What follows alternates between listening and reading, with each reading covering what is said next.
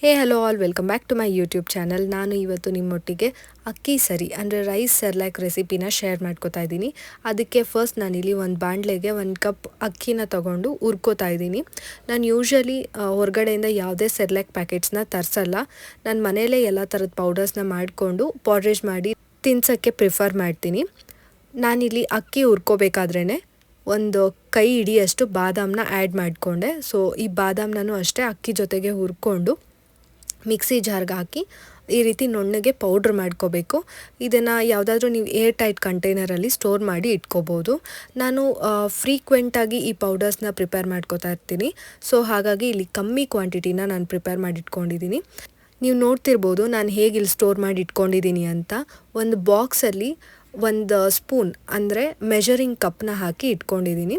ನಾವಿಲ್ಲಿ ಪಾಡ್ರೇಜ್ ಮಾಡೋಕ್ಕೆ ಸ್ಟಾರ್ಟ್ ಮಾಡೋಣ. ನಾನು ಹೇಗೆ ಅಕ್ಕಿ ಸರಿನ ಪಾಡ್ರೇಜ್ನ ಮಾಡಿ ತಿನ್ನಿಸೋದು ಅನ್ನೋದನ್ನು ತೋರಿಸ್ಕೊಡ್ತೀನಿ.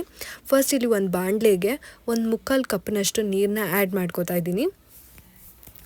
ಆ ನೀರು ಸ್ವಲ್ಪ ಕುದಿ ಬರಬೇಕು, ಅಂದರೆ ಒಂದು ಕುದಿ ಬರಬೇಕು. ಅದಾದಮೇಲೆ ನಾವು ಪ್ರಿಪೇರ್ ಮಾಡಿ ಇಟ್ಕೊಂಡಿರೋ ಈ ಸೆರ್ಲ್ಯಾಕ್ ಪೌಡರ್ ಇದೆಯಲ್ವ, ಅದನ್ನು 1.5 ಕಪ್ಪಷ್ಟು ಆ ಮೆಷರಿಂಗ್ ಕಪ್ಪಲ್ಲಿ ನಾನು ಆ್ಯಡ್ ಮಾಡ್ಕೋತೀನಿ. ನನ್ನ ಬೇಬಿಗೆ ಇದು ಇನಿಷಿಯಲ್ ಡೇಸಲ್ಲಿ ಕೊಡ್ತಾ ಇರೋದ್ರಾಗಿರೋದ್ರಿಂದ 1.5 ಕಪ್ನ ಮಾತ್ರ ನಾನು ಇಲ್ಲಿ ಹಾಕ್ತಾಯಿದ್ದೀನಿ. ಆ್ಯಂಡ್ ನೀವು ನಿಮಗೆ ಯಾವ ಕ್ವಾಂಟಿಟಿಯಲ್ಲಿ ಬೇಕೋ ಆ ಕ್ವಾಂಟಿಟಿಯಲ್ಲಿ ಪ್ರಿಪೇರ್ ಮಾಡಿಕೊಂಡು ನಿಮ್ಮ ಬೇಬಿಗೆ ನೀವು ಸರ್ವ್ ಮಾಡ್ಬೋದು.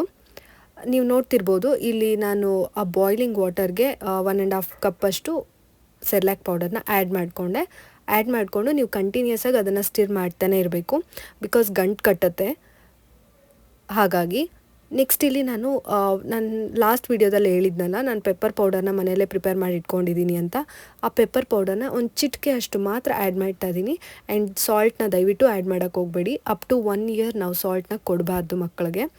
ನೆಕ್ಸ್ಟ್ ಅದಾದಮೇಲೆ ಒಂದು ಚಿಕ್ಕ ಟೇಬಲ್ ಸ್ಪೂನಷ್ಟು ತುಪ್ಪನ ಆ್ಯಡ್ ಮಾಡ್ಕೋತಾ ಇದ್ದೀನಿ. ಆ್ಯಂಡ್ ತುಪ್ಪ ಕೊಡೋದು ಮಕ್ಕಳಿಗೆ ತುಂಬಾ ಒಳ್ಳೆಯದು.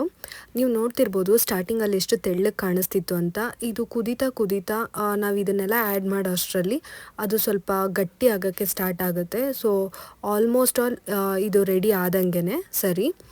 ಸೊ ಮಕ್ಕಳಿಗೆ ಯಾವಾಗಲೂ ಬರೀ ರಾಗಿ ಸರಿ ಅಲ್ಲದೆ ಇದನ್ನು ಕೊಟ್ಟು ಟ್ರೈ ಮಾಡಿ ಚೇಂಜ್ ಫೀಲ್ ಆಗ್ತಾರೆ ಅವರು.